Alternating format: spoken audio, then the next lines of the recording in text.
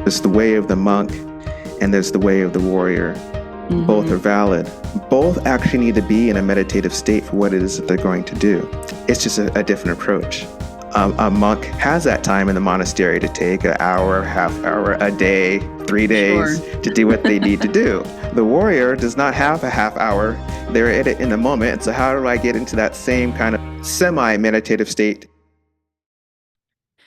Well, hello, Barron. It's so great to have you join us on the show today. And for those listening, I'm welcoming on our guest today, Barron Cato, and he's here to tell us all about breath work and more than that. And so I'm just excited to have you here and welcome. Thank you, Lisa. So glad for you to have me join your podcast. Yeah, for your audience, my name's Barron Cato. I am the founder of Natural Way Consulting. I am a certified intuition master practitioner as well as a certified yoga body breath coach. That's actually what I do for my side job. My main job is actually his role as a data scientist. So this is a passion and a calling that I have in my life. So I've been practicing and doing breath work now going on 6 to 7 years. I've been certified though only for the past about year and a half and doing coaching in that work because of the life transformation that breathwork has done for me and uh, understanding the difference that it made in my life really drove me to want to introduce and do this for other people as well as part of my background though for why I got into breath coaching is I've actually have a lot of experience in coaching and mentoring people throughout my lifetime in various roles. 20 years plus back when I was a part of the Christian church and leading different leadership and mentorship roles in that role, but as well as a youth coach, sports coach for over a decade of coaching various different sports as well. So coaching is just a natural part of who I am, wanting to give back to people in that form or fashion. And so it was just a natural transition for me to take on these certifications and to be able to introduce this to other people as well. So I'm grateful to have the opportunity to talk about something I'm really passionate about with you and your audience. That's amazing. And thank you so much for sharing more of your backstory already, because I think that is always so interesting every time that a guest comes on is like what has brought them to where they are now. And I knew some of that, but I didn't know all of that around the sports coaching too, even. So it's like you've just naturally been in this kind of coaching environment for years, decades, probably. Yeah, And it yes. just keeps kind of evolving, is what I'm hearing. It keeps kind of evolving and going farther on the journey of like what really is more meaningful to you and what you find like really impactful. So tell us a little bit. Let's start with the like what you do now as Hmm. far as the breath work and the intuition work. Like tell Hmm. us more about that and what does that mean to you and your clients? Like how does that really impact their lives? Sure. So, excuse me. Um, the intuition side as well as the breath coach, I combine the two together. So, what the intuition helps me with when I'm working with my clients is to really tune in, attune to them, what their needs are in that moment. There is obviously different elements when we talk about intuition. Especially when we talk about more on a spirituality aspect.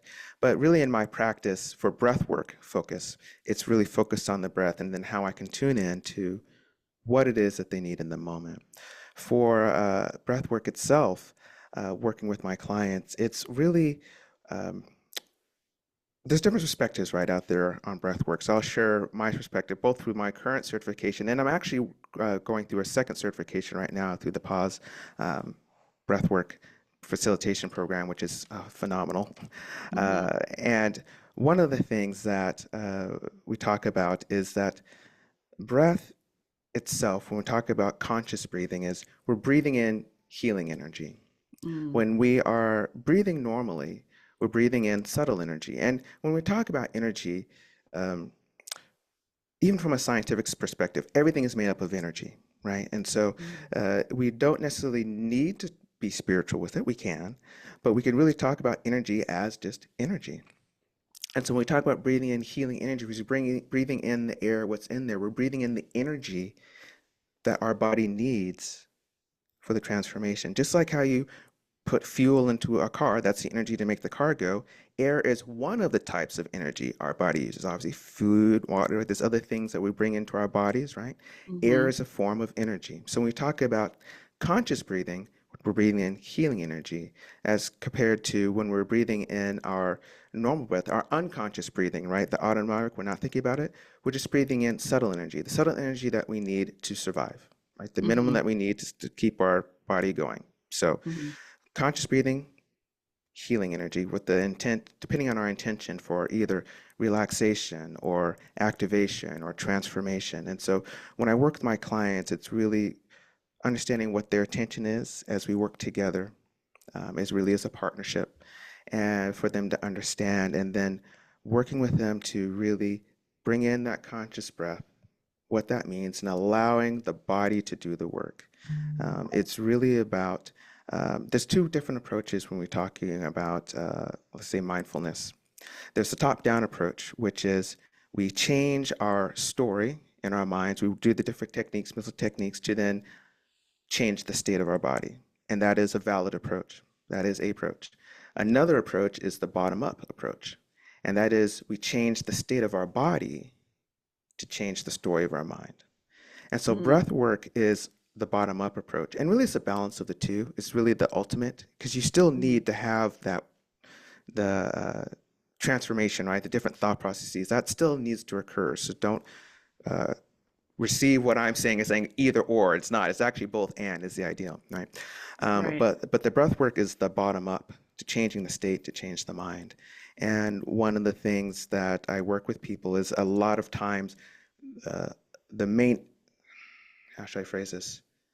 What's out there a lot is the top down, Mm-hmm. not as much about the bottom up. And so not even just even in self-help work, but just in general, in society as a whole, right? It's, I think therefore I am, right? There's that philosophy out there. It's just mental, mental, mental, mental. Even a lot of the mindfulness work, it's all about mental techniques primarily. Mm-hmm. And so when I work with my clients, I help them learn how to get into their bodies and understand like this is still good. Mm-hmm. But what's also good to bring the complete transformation is also get into the body.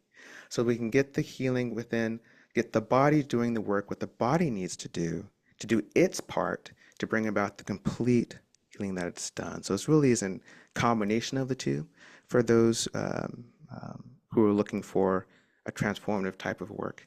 And then I also help people who want to learn how to be grounded, balanced, and centered throughout the day. So that's one aspect, like I just shared there. But it's like, okay, now how do I walk and be that as consistent as we can be? Because as human beings, we're not perfect. I'm not perfect. It's just it's We're always constantly evolving. Yeah. that's exactly right. But it is, how do I walk in that? And that's why I bring in, actually, I'm also a martial artist as well. And so I share that it's, there's the way of the monk and there's the way of the warrior. Both Mm-hmm. are valid. Both actually need to be in a meditative state for what it is that they're going to do. Mm-hmm. Uh, it's just a different approach. A monk has that time in the monastery to take an hour, half hour, a day, three Sure. days to do what they need to do. Um, the warrior does not have a half hour. They're in it in the moment. So how do I get into that same kind of uh, semi-meditative state to be able to be most effective with what I can do? And so there's actually techniques to be able to do that as well. And so so how do I walk with it throughout the day? This is how do okay, I'm at my home, I have the time, I can do this on the side, Mm-hmm. which is fantastic. I'm at work, I have kids, I whatever about the day. But how do I do that, right? Right. I don't have the time to pull out the music or whatever the rituals, the things that I do over here. And so then the aspect of my coaching. So great. Well, let me show you how to then also apply breath work here, so you can also walk it out in your life. So that kind of explains my practice. That's really beautiful. And I think that's really needed of like the marrying of the both, like you're saying, because the warrior and what did you say? The warrior and the The monk. monk. Mhm. Yeah. And it's like there is time to be like the monk, yet we also need to know the practical application for like everyday life and how we can sustain some of that in everyday life. And so that's really interesting. I love that you're sharing that because I do hear a lot of this way or that way. And you're really saying, well, it's both. And how can we do both of those and really um, sustain a more beautiful state or a more conscious state more often. And Hmm. that's the kind of the principle of it.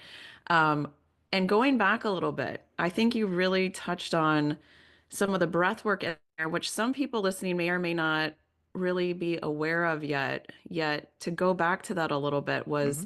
you were talking about the subconscious breathing or the automatic breathing. Like we're Hmm. used to that. We have that very dialed in as a automatic thing because we need that, right? We need that to Hmm. survive or while we're sleeping, or I can't even imagine what it would be like to think about breathing, all day.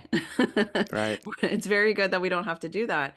And so what you're saying is like we're bringing really conscious awareness to the breathing, which helps us go into a more healing, um, regenerative state. Is that what I was hearing in there? Just to kind of really Yeah. clarify that. Of course. Yeah, that is what you're hearing. So when we talk about different breath patterns, the intention then uh, drives what breath pattern one does, and then that then is what brings what type of energy that we bring in, Mm. depending on the different conscious breath pattern. And so we're uh, trying not to get too scientific, but we talk about the parasympathetic and the autonomic nervous system as the parasympathetic and the sympathetic nervous systems, right?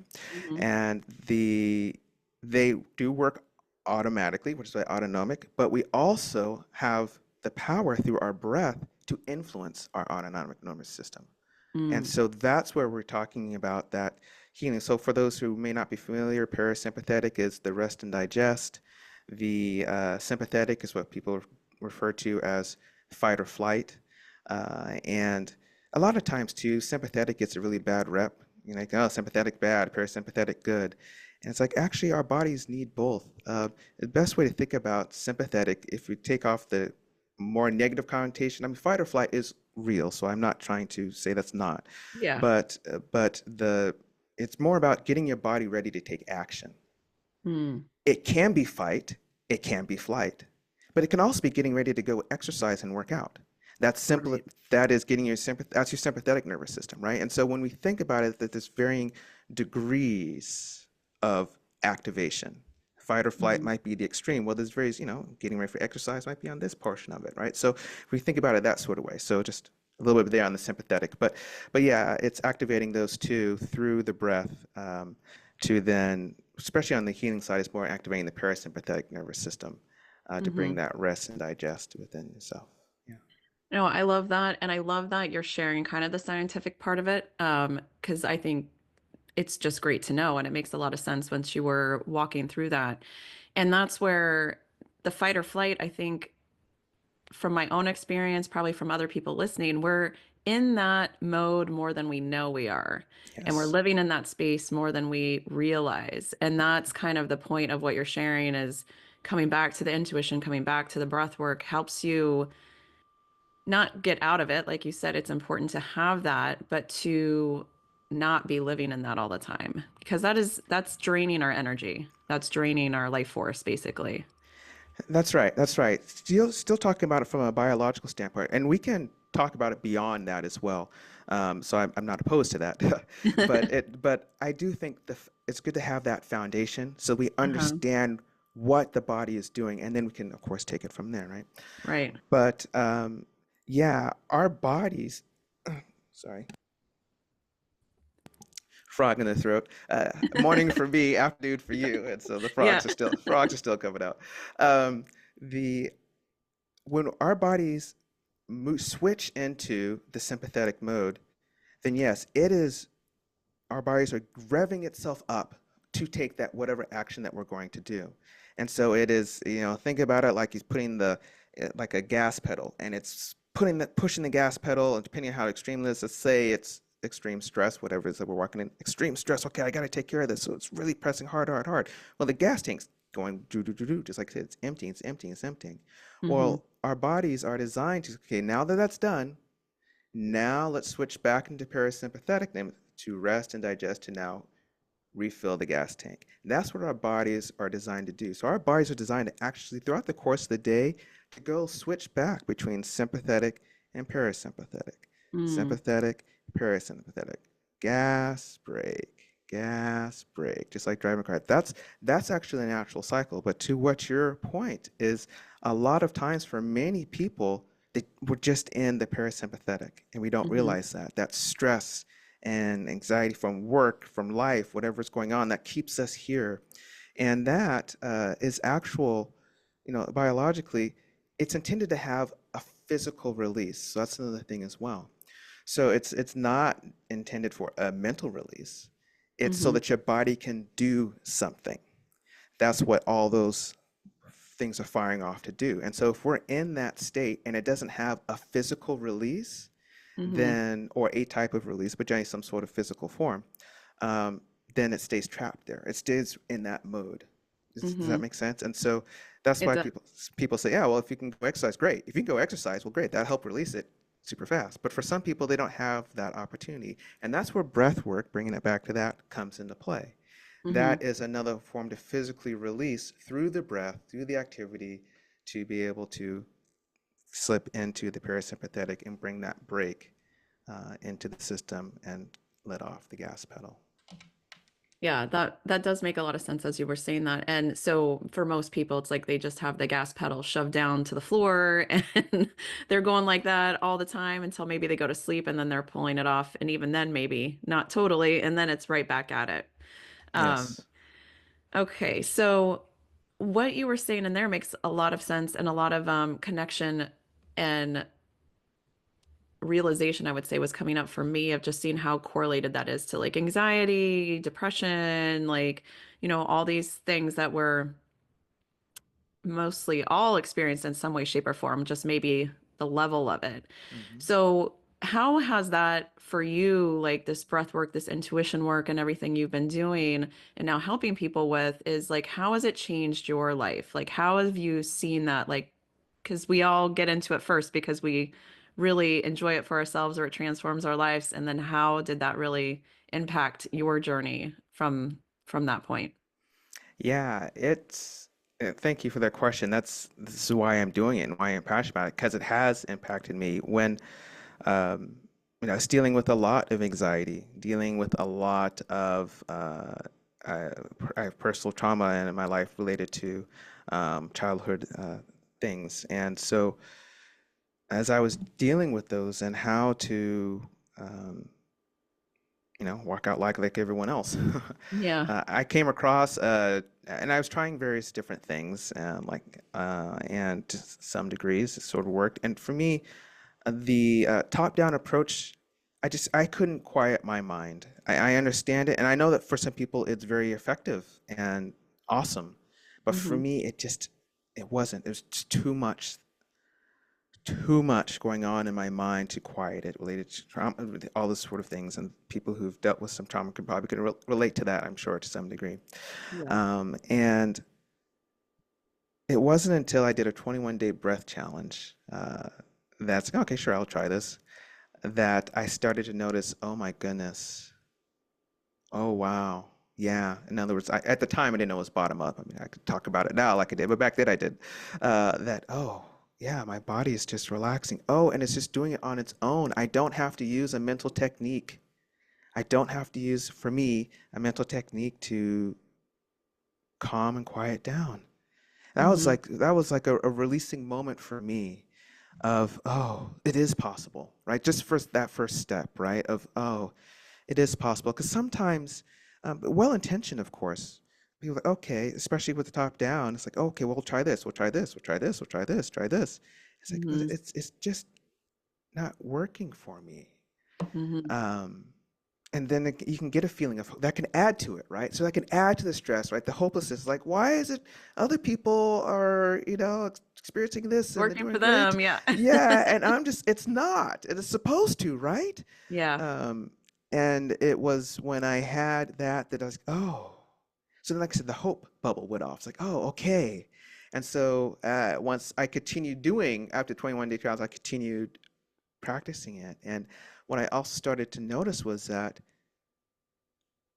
my daily anxiety was slowly starting just on its just reducing. At the time, I didn't understand. So I took the certification, what was going on, but it was starting to reduce as well. Huh. Oh, there's something to this, and just doing it consistently, it's actually changing me. Does that make sense? It's Mm-hmm. not just an experience, it's changing me. And it was so it's over time as that kept going on and seeing that, it's like, okay. Then I went and I got my first certification through the same program, Lucas Rockwood's Yoga Body teaching, where I did the 21-day breath course Challenge, through yeah. Mm-hmm. a challenge.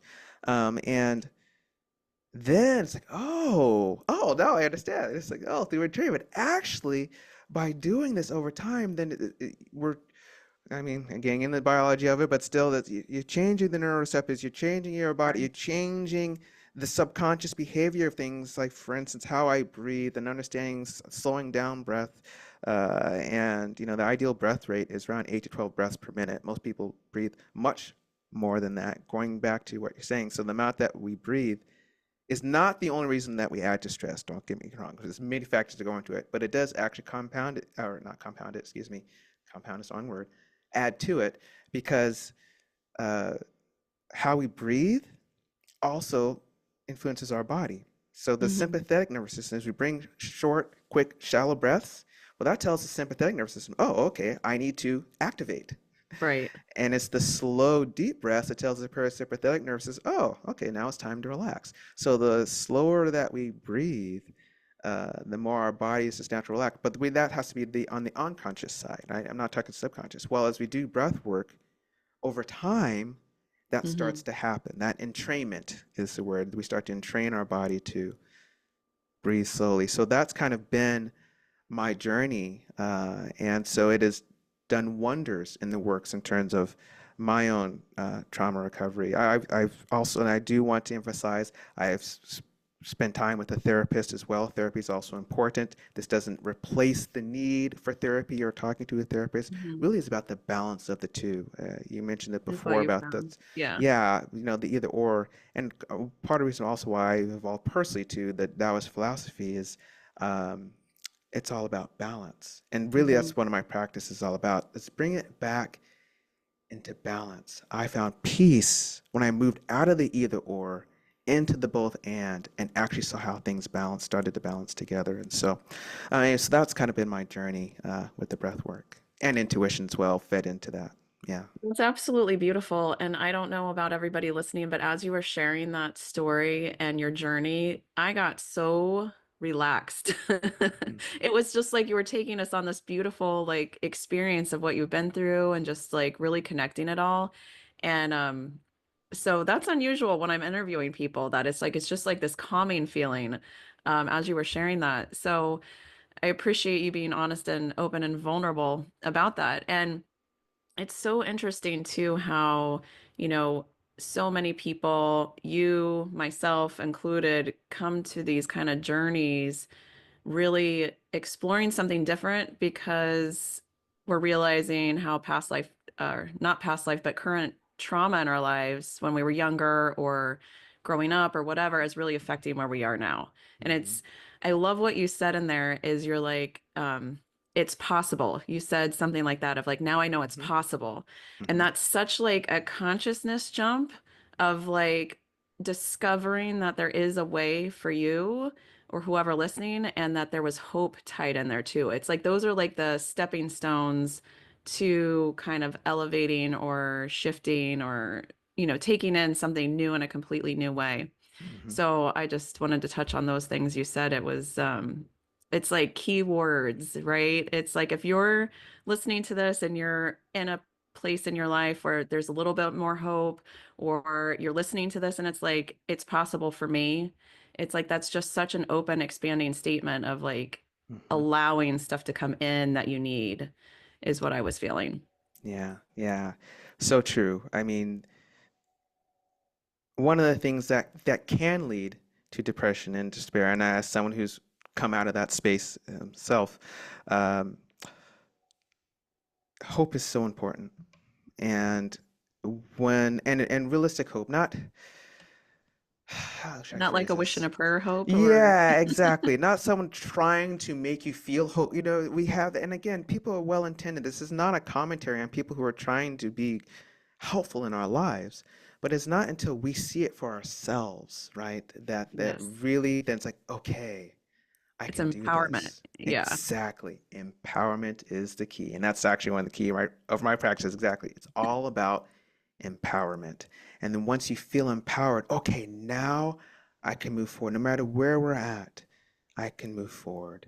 Hmm. As part of my journey, yeah, boy, there were times in this journey, I tell you, you hit the bottom. It's just, and you just, I don't know how I'm gonna get up, right? I've been there, Yeah. Shane's right, and thankfully I was in therapy at the time, but still, I have been there, and like I said, the key word is hope. And then once you see the hope, oh my goodness, you can rise, you can pick yourself up, and you can just move mountains, whatever those mountains look like for you Right. in your life. And so, breath work is a way. It's not the only way. And really, part of it, why I share this is that for my journey, I found what resonated with me. And I think that's my biggest encouragement for anyone who's listening to this is uh, because there's such a proliferation of different um, teachings Oh, and modalities and yeah. modalities and all that, and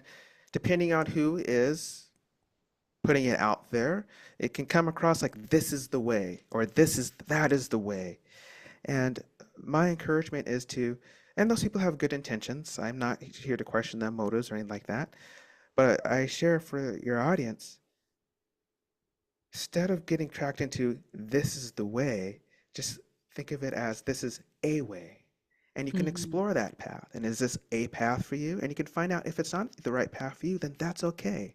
That means there's another path for you. So go explore something else and it's all right. And eventually, for everyone, there's a path for them. I think that's the Hmm. biggest encouragement. There is a path for you. It might not be breath work, it may be breath work, it may be something else. Maybe it is the top down. Who knows? But there's always a path. And so that's why I want to share, at least so anyone who's listening is going to have that hope that even if they try breath work and that doesn't work, it's not for them, doesn't resonate with them, that's all right. That means Hmm. now you've explored a path, now you can explore another path. Yeah. Another stepping stone along the way. That's right. I really appreciate you sharing that. And I remember when we first spoke, you were sharing that of a way. And I was like, ooh, that's so good because you do hear a lot of references to the way, finding the way. And just by that one little change of like a way, you're going to find, your own personal way Hmm. down your own personal journey. So going back to a little bit of the personal side of it, I just think you Hmm. have a fascinating background of all these different kind of combinations coming together. You have the martial arts, you were a youth pastor, so you were definitely more in like the religious aspect. And then your journey with the breath work and the intuition work, and then you were adding in there now that you're more following like the Tao. So what was it like for you going through like this journey of all these different experiences and like how you started to see them kind of all coming together or how they all benefited you, on your journey? Sure. And I do want to clarify, I wasn't an actual youth pastor. I wasn't ordained elder within my church, but I wasn't a youth Oh, sorry, pastor. my error. No, that's okay. I just want to say that for the audience. If someone's listening, oh, wait, hold on a second. Yeah. Uh, but they all did come together. That all were part of my journey. That's kind of how now that I look at it, in the past, that this was the path that I'm supposed to be on. We talk about a journey and a path, and sometimes we can look at our lives and um, have like, why did I go through that, or why was that? And because it's not necessarily where I ended up landing. Um, but I look at it all and realize that, yeah, so that time that I had when I was a part of the church um, helped me in terms of how to relate to different people, how to really care for people and meet them where they're at. Understanding that we are looking for that conscious reason of being, Hmm. and so that can come in different forms. And that time was sure to have expand beyond that, but it's searching for that reason of being, and so how to be a facilitator for people on that journey for themselves. Oh, that's beautiful. So I appreciated that for the time when I was in church. Well, learning to grow that perspective that I just shared kind of came when I came out of it, but that was part of the journey that led to that, right? That my time in the church helped build me to be able to share what I just said there. So it was very Mm-hmm. important in that role. But then my own journey just evolved beyond that into what I just shared. That's all. That's my journey. I Mm-hmm. respect those who are still practicing and following the Christian faith as well as other faiths and belief systems. Right, Um, absolutely.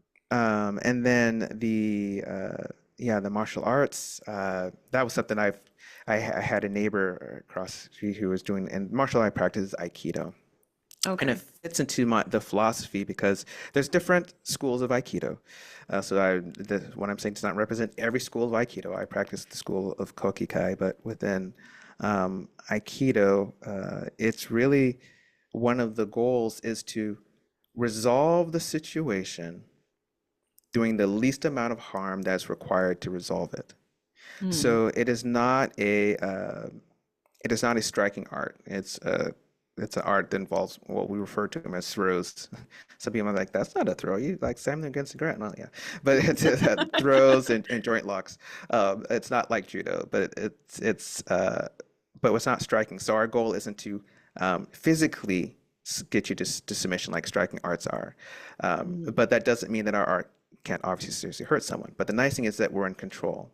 And so because we're in control, it meets my philosophy. It's like, okay, so how do I resolve this situation doing the least amount of harm that's required to do it, right? There's obviously Mm-hmm. varying degrees, but you don't start with the most extreme one. And so there's more to it than that, but that ties in to it, right? And then there's actually within the practice, we have key breathing. We have, it is a mind-body connection to actually practice our being in your center, one point, and all that. That's actually ties in as well philosophically. So there's that blending of everything else as well. The coaching aspect, yeah, I love working with people. I love working kids. I loved and both adults and kids, just all different Yeah. levels. Um, and it's yeah, some of my best experiences were when I was doing my own athletic sports, growing up in those team activities, playing football and all that, and stories I will not regale your audience on my youth sporting excess of the purpose podcast. But I understand the teamwork aspect of life, and through that, and how working together we can accomplish so much more sometimes than just by ourselves. There's times we do things solo, of course, but working together as a team, there's just such a power in that. And then helping and developing people as a coach, taking them from not, how can I do this to like, oh my goodness, I could do this really well. Right. And walking them through that journey, including the frustrations that come with it, right? And understanding that and helping them along the way and just the satisfaction in the end where you see them going through that progression and the gratefulness that they have, like, oh man, thanks for helping me through and getting me to that point of where I can Yeah, believing in me and and yeah. doing this sport and activity, whatever it is can be. And so, I mean, that was kind of the motivation. So it really all, as you can see, just kind of all blends into one, to the makeup of who I am. And as I look at my journey where I'm at now and how all of those, then from those different um, activities, now on the data science side, well, that's just my job, but I love learning things. So on that aspect, I love learning. I Uh-huh. love creating, and here's the question. Okay, well, how am I going to solve this? Well, a little different this time. I mean, it's there is an art as well as the science in data science, Mm-hmm. and it being the intuitive. Because some people are like, wait, you're a data scientist? Because some people think, oh, data science, so that means you think. Actually, Right. no, actually, I'm intuitive. So I got to work. I have the big picture, then I work backwards and do that, which is not the traditional. I mean, I probably make up the 0.001% of data scientists who think this sort of way. So let me go. Well, it's right to think generally like that.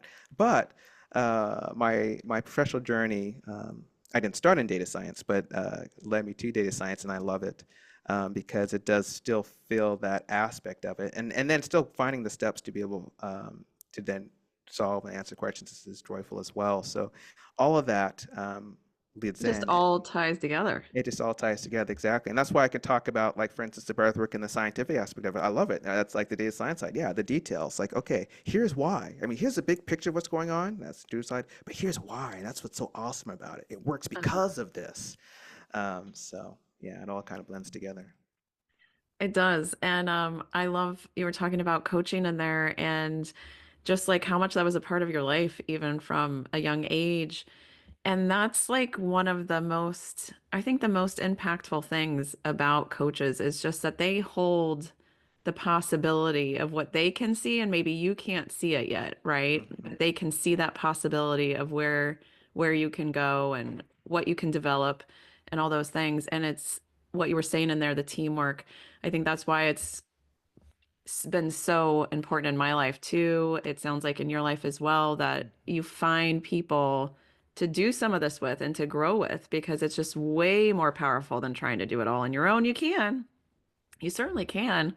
But there's just like more connection and more growth potential when doing it with other people. Yeah. So it's really beautiful. And thank you for sharing. The martial arts aspect just sounds so fascinating with the breath work there. You touched on it. I was like, if you don't talk about that, it's like it's the breath work is involved in the martial arts, and the breath work is like a part of that, and like really centering and my limited knowledge of martial arts, but all the Mhm. movies that I've watched, that seems to be a big part. Oh yeah, yeah, so true. Um, the relaxed state is the strongest state. Uh-huh. And so, actually, people, even in striking arts, the same thing. The dojo that I train, they also train karate as well as Brazilian jiu-jitsu. We do cross arts and all that stuff, which is kind of fun. But even in the striking arts, actually, you want to be relaxed. Even though it looks like it's firm and intense, actually, no, if you're firm and intense, it's actually a weaker blow. It's relaxed through it. Now, this how to be relaxed yet still stay forever. That's part of the growth process, right? We won't go into those details. But the point is the relaxed state, and that goes back to the breath and the meditation. Why I'm bringing that home is that, and that's for all martial arts. Even in Brazilian jiu-jitsu, you watch, it's like, yeah, they're relaxed and actually like moving like jelly, even though they're strong as ox, they're still relaxed. Hmm. And so understanding how to relax, yeah, through the breath, through other things as well, finding and also moving from your center, right? That the power and the strength actually come from the ground. Everyone likes to tell you, yeah, where's the strength? It's from the ground. You're throwing a punch. Where's it coming from? The ground.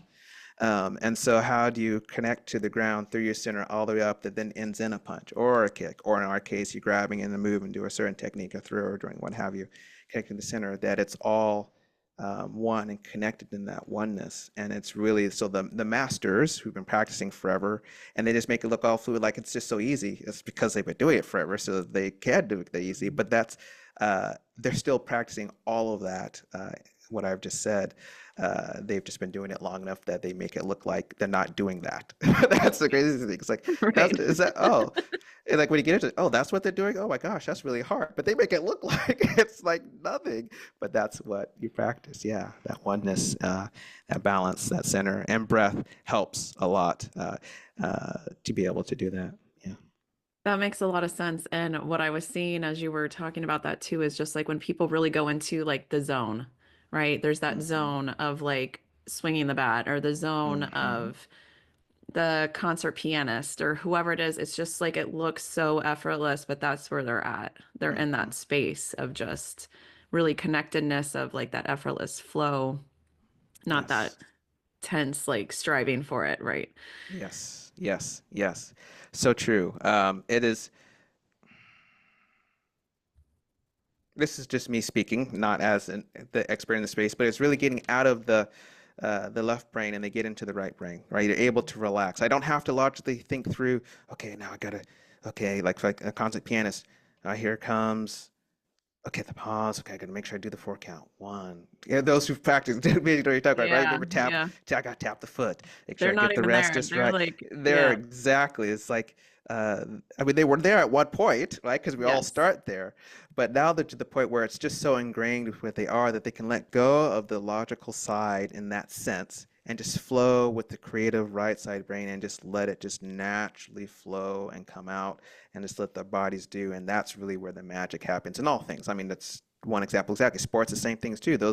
Baseball players, like you said, holding the bat, who've been practicing doing it forever and long enough, and they know what their swing is. The ones who are having the most success, they're not in their heads thinking about Mhm. it. They can just do. And the ones who are struggling at the time, when they are struggling, because as we know, baseball's it's all about, it's a sport about failure, right? It's like got 33, you hit one third of the time, 33%. It's like, Yeah. yay, that's really good. Right? Batting 300 is fantastic. I miss it 7 out of 10 times, but I'm good, right? And that's the sport.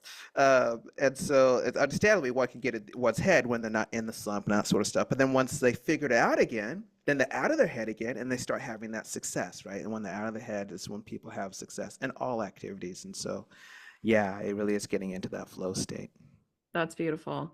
That's so beautiful. So as we're in this new year of 2025, which is already going by quickly, what is it that you would leave with people to really help them or support them this year, or really that you're feeling as a theme for this year and for people to consider as they grow, expand new possibilities, all those kinds of things?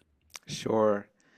I know when we talked about this a couple of weeks ago, I had a particular thought, and he's like, "Yeah, well, let's do it on the spot, see what comes up." It's like, "Yeah, you know what? I think I'm gonna go end up in a different direction." It's so funny. Isn't that funny Uh, how it happens? Yeah. yeah, exactly. I think as we go into this year, some of the themes actually that we were talking about already here in the podcast is that the theme of I can do this. Mm. I can do this. No matter what it is that's going on, the craziness in my life, in the world, circumstances, you know what? I can do this. There's something within me that's going to allow me to do this. There's a reason why, whatever the activity it is, whatever you're facing, there's a reason why I'm here. I might not know what it is in the moment, but if I pause and have that belief that I can do this, I can work my way through this, I can find the help that I need to work through this, if that's Mm. what's needed, whatever it takes, it can be done. It can be done. And so that's my theme for this year is the encouragement of, you know what? Yeah, there's a path for me and I can do this. Wow. That was freaking powerful. Very powerful. And as you were doing that, I'm like, like just like relaxing and taking a deep breath of just like, yeah, yeah, that is really amazing. Thank you so much for sharing that with us. And a message to definitely walk away with today is I can do this, like Barron shared with us. Just that is one simple, awesome thing to remember for this year. I love that. Oh, well, Baron, this has been an absolute pleasure. It's super interesting. I really enjoy your background and all your stories of, just who you are, who you were, and how it's like all kind of come together for where you're at now. It's really beautiful. And for those that might want to get in touch with you or meet with you, what is the best way to do that? Sure, you can reach out to me through my website, which is naturalwayconsulting.com. And there I have my email. You can link to me there. So that's probably the best way to reach me. I also have Instagram account, although I just brand new, so it's not there, but I have a link tree there as well. I'm Barron Cato. You can look me up there and find me on Instagram. And my link tree also has links to my website as well as to other podcasts that I've been recorded on. Awesome. Awesome. Well, thank you so much and welcome to the Instagram world too, Baron. Thank you. Thank you.